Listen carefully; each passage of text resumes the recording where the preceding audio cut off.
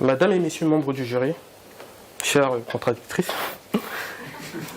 cher public, aujourd'hui est un jour mémorable.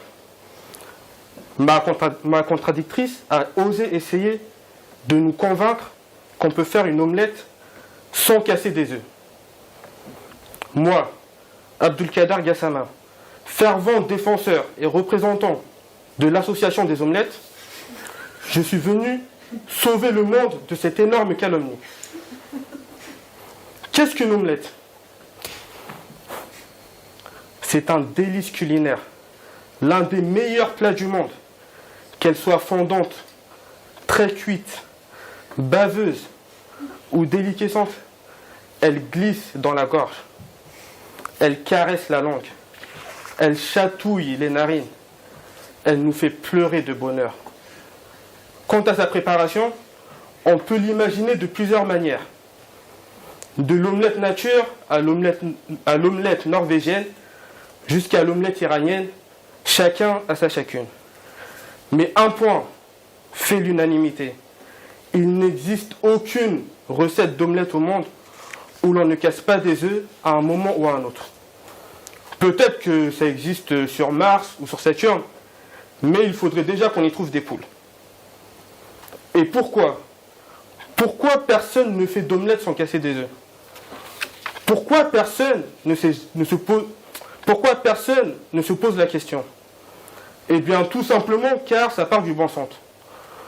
De la même manière qu'on ne peut pas attacher ses lacets sans chaussures, qu'on ne peut pas mettre d'épaulières sans épaules, qu'on ne peut pas surfer sans planche, qu'on ne peut pas manger sans nourriture, et qu'on ne peut pas voir sans lumière. En tant que représentant de l'association des omelettes, je suis obligé de répondre à cette question et de guider ma chère contradictrice ainsi que toute autre personne perdue dans les ténèbres. Alors tout d'abord, je vous conseille très fortement de ne jamais essayer de manger une coquille d'œuf. Déjà car ça n'a pas de goût, ce n'est que du calcaire. En plus, vous risquerez de vous faire très très mal avec les résidus de coquille.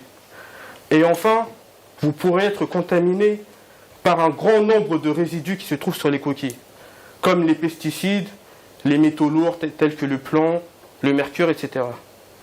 En bref, la coquille d'œuf n'est pas comestible, aussi bien crue que cuite. De plus, comment pouvons-nous accéder au contenu de la coquille, qui est la base même de l'omelette, sans casser cette coquille? Sans blanc ni jaune d'œuf, il n'y a pas d'omelette. C'est complètement absurde. Comment pouvez-vous autant manquer de respect à l'omelette? Rien que le fait de poser cette question me chagrine. Tout comme on n'a rien sans rien, on ne fait pas d'omelette sans casser des œufs. C'est pareil dans la vie de tous les jours. C'est l'action qui engendre l'effet. En effet, pouvons-nous bronzer sans soleil? Vous me direz, ouais, mais maintenant avec les UV, etc., c'est possible. Mais, même avec les UV, il faut bien faire le geste. Il faut bien se mettre sous les rayons UV pour bronzer. Pouvons-nous monter les escaliers sans faire l'effort de monter les marches? Pouvons-nous être beaux gosses, charismatiques, intellectuels sans être moi? À tout ça, je réponds non. Non, plus sérieusement. Prenons l'exemple d'une personne qui cherche la richesse. Cette personne va chercher maintes et maintes solutions. Soit prendre la solution des grandes études, en sacrifiant plusieurs années de sa vie dans la recherche de compétences et d'expériences, et peut-être à l'issue de tout cela obtenir un diplôme qui lui permettra d'avoir un travail qui lui apportera la richesse. Soit cette personne peut se tourner vers l'entrepreneuriat, sacrifiant ses économies et sa santé dans le stress de faire faillite. Partagée entre le désespoir et le rêve, cette personne trouvera peut-être à l'issue la richesse. Soit jouer tous les jours les mêmes numéros au loto, en espérant voir un jour son nom s'afficher à la télé, soit taper comment devenir riche sur YouTube et passer ses journées à regarder ce genre de vidéos en espérant tomber sur le plan richesse du siècle. Bon, après, cette méthode est discutable. On aura beau énumérer des millions de solutions comme celle-ci, l'action sera toujours obligatoire pour avoir le résultat. La vie est faite de sacrifices et de choix. Ça serait trop facile si on avait tout sans rien faire. Moi-même, pour arriver jusque-là, j'en ai vécu des choses.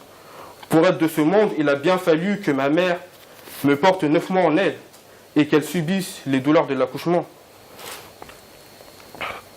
Pour être celui que je suis aujourd'hui, il a bien fallu que j'apprenne durant toute mon enfance à être un homme, que je m'imprègne de la culture française et guinéenne et que j'aille faire plusieurs années dans mon pays d'origine pour mieux comprendre ce que mes parents ont vécu.